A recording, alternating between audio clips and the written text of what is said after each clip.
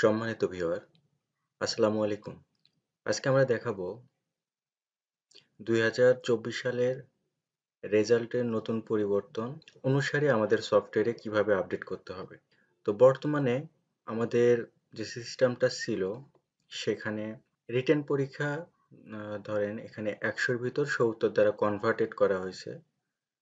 তো এখানে সরাসরি কি হতো, কনভার্ট মার্কটা দেখতে পারতাম, যেটা কনভার্ট হতো সেটা দেখতে পারতাম, কিন্তু কত মার্ক কনভার্ট হয়ে মার্কশিটে দেখাচ্ছে সেটা দেখতে পেতাম না। 2024 সালে কারিকুলাম অনুসারে যে মার্কটা কনভার্ট করতে হবে সে মার্ক সহ দেখাতে হবে। আমরা আমাদের সিস্টেম থেকে কিভাবে এই রেজাল্টটা করব সেটা দেখে নেব। তো চলুন দেখে ফেলি। এজন্য আমাদের সফটওয়্যারে আসতে হবে। প্রথমে সফটওয়্যারে আসার পর আমাদের রেজাল্টটা ছিল হচ্ছে first semester examination. First semester examination result থেকে প্রথমে এক্সামে যাব। এক্সাম থেকে এখানে ফার্স্ট সেমিস্টার এক্সাম, তো এটা এডিট করব। অ্যাকশন থেকে এডিট বাটনে ক্লিক করলাম। ক্লিক করার পর আমাদের আহ, এখানে একটা নতুন কলাম অ্যাড করা হয়েছে, show non converted mark in marksheet. So যে ক্লাসটা আমরা কনভার্টেড মার্কের আগে কলামটা দেখাতে চাই সে মার্ক সেটা ইয়েস করতে হবে। ধরেন আমি ক্লাস 9-এর রেজাল্টটা করতেছি, তো এখন এটা আমি হচ্ছে ইয়েস করে দিলাম। আচ্ছা, ইয়েস করার পর মার্ক কনফিগারেশনের অপশনগুলো পূর্বের মতোই আছে। তারপরেও আমি একবার বলি, যেমন আমি ক্লাস 9-এর জন্য করছিলাম। সো ক্লাস 9 আমি এটা এডিট করলাম। এডিট করার পর আমরা খেয়াল করব এখানে হচ্ছে আমাদের হেডগুলো নেওয়া আছে, WR আর CT1, CT2, CT3 এভাবে পরীক্ষাগুলো নেওয়া আছে। সো আমরা যদি একটা বিষয় বুঝি তাহলেই হচ্ছে আমাদের রেজাল্ট কনফিগারেশনটা হয়ে যাবে। যেমন এখানে হচ্ছে আমরা যে হেডগুলো ইউজ করব সেগুলোকে এখান থেকে টিকমার্ক দিতে হবে। যে হেডগুলো টিকমার্ক থাকবে আমরা সেই হেডগুলো ইউজ করব, আর যে হেডগুলো এভাবে টিকমার্ক থাকবে না সেগুলোকে আমরা হচ্ছে ইউজ করব না।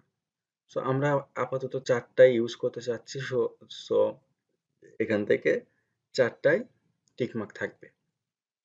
এরপর আহ, এই সাইটে হচ্ছে কোন কোন সাবজেক্টগুলো নেব, টোটাল মার্ক, কতর ভিতর পরীক্ষা হবে, অর্ডার নাম্বার বলতে হচ্ছে সিরিয়াল, এই সাবজেক্টগুলো কোনটা আগে রাখবো কোনটা পরে রাখবো এই সিরিয়ালগুলো করা, আর মার্কস কোড এগুলো তো হচ্ছে দুইটা সাবজেক্টকে একত্রিত করা।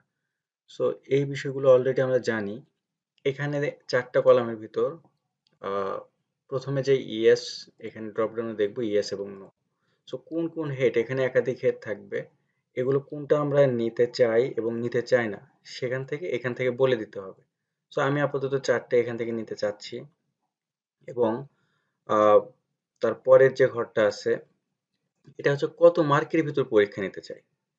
সো এখানে যে ব্যাপারটা ঘটছে সেটা হচ্ছে টোটাল 130-এর ভিতর পরীক্ষা, এটাকে কনভার্ট করে 100-তে নিয়ে আসতে হবে। সো প্রথমে WR পরীক্ষা যেটা সেটা 100-এর ভিতর পরীক্ষা নেওয়া হয়েছে, এবং কেউ যদি 100 মার্ক পায় তাকে হচ্ছে 70 তারা কনভার্ট করে 70 দেখানো হবে। দ্বিতীয় যে ঘরটা এটা হচ্ছে পাস মার্কের ঘর।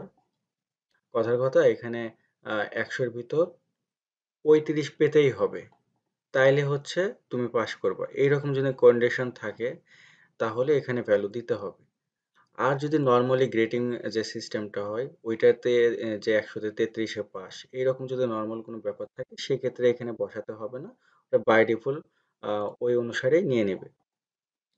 আচ্ছা, তারপরের যে ঘরটা এইটা হচ্ছে অ্যাকসেপ্ট মার্ক। সো এইটাই হচ্ছে কনভার্ট কনভার্ট করে। সো এই যে 100 মার্ক এখানে আছে, এখানে যেহেতু 70 দেওয়া হয়েছে তাইলে কি হলো, এই 100 মার্কে 70 দ্বারা কনভার্ট করে ফেললো। এখন যদি কেউ এই এই কলমে হচ্ছে 100 মার্কই পায় তাহলে তাকে হচ্ছে 70 দেখাবে। দ্বিতীয় এখানে এখানে দেখবেন যে 100 আছে, এখানেও 100, এখানেও 100, এর মানে হচ্ছে কেউ যদি 10 পায় তাকে 10ই দেখাবে। তাহলে ব্যাপারটা কি ঘটলো, এখানে হচ্ছে 70, কেউ যদি 100-এর ভিতরে 100ই পায় তাহলে 70, আর বাকি 3 ঘরে হচ্ছে 10 10 করে 30, 70 আর 30 এই 100, তাহলে টোটাল ক্রেডিট মার্ক হচ্ছে 100। তাহলে আমরা 130কে এইভাবে 100তে পরিণত করতে পারি। সো সেম ওয়েতে বাকি সবগুলো কনফিগারেশন এভাবে করে নিয়ে আমরা সাবমিট বাটনে ক্লিক করব। এরপরে আমরা যখনই কোনো কনফিগারেশন চেঞ্জ করব, তখন হচ্ছে এই কনফিগারেশনগুলো স্টুডেন্টের উপরে ইমপ্লিমেন্ট করার জন্য আমাদেরকে অবশ্যই কুইক সাবজেক্ট অ্যাসাইন থেকে অ্যাসাইন করতে হবে। সো এখানে ইয়ার এবং ক্লাস সিলেকশন করে জাস্ট একটা প্রসেস বাটনে ক্লিক করব। আমার যে কনফিগারেশনগুলো সেই কনফিগারেশনগুলো স্টুডেন্টের উপর ইমপ্লিমেন্ট হয়ে গেল। এখানে আমার খেয়াল করতে হবে এটা কয়টা হেড নিছি।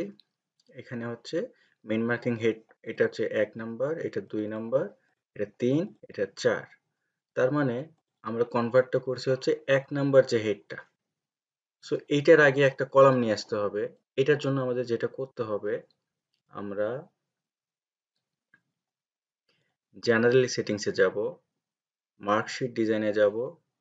এখান থেকে আমাদের ডিজাইনটা নিতে হবে। তো 2024 ক্লাস হচ্ছে 9, টাইপ হচ্ছে জেনারেল মার্কশিট। এটা দিয়ে যখন আমরা প্রসেস করলাম, তখন নিচে দেখতে পারবো অনেকগুলো অপশন এখানে। তো আমরা যেহেতু হচ্ছে ফার্স্টের কলামটাতে প্রথমে একটা কলাম অ্যাড করব, সো এইটা হচ্ছে ইয়েস করব। এটা যখন ইয়েস করে আমি সাবমিট করলাম, এখন আমাকে প্রথমে মার্ক ইনপুট থেকে সবগুলো সাবজেক্ট ধরে ধরে একবার আপডেট করে নেব। ক্লাস 9-এর জন্য ধরেন এভাবে প্রত্যেকটা সাবজেক্ট আমরা হচ্ছে একবার আপডেট করে নেব। এতে করে কি হবে, পূর্বে যে রেজাল্টটা করছিলাম, যেহেতু এটা আপডেট করা হয়েছে, তো এই মার্কগুলো আপডেট হয়ে যাবে।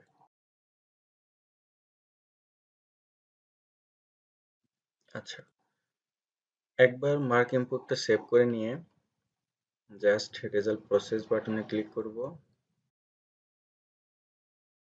আমরা একটু খেয়াল করে দেখি, এখানে হচ্ছে WR ছিল, তো এইটার পূর্বে আমাদের আরেকটা কলাম যুক্ত হবে, যেটা কিনা এই মার্কের ফুল মার্ক, মানে কত সে পাইছে সেটাও দেখাবে।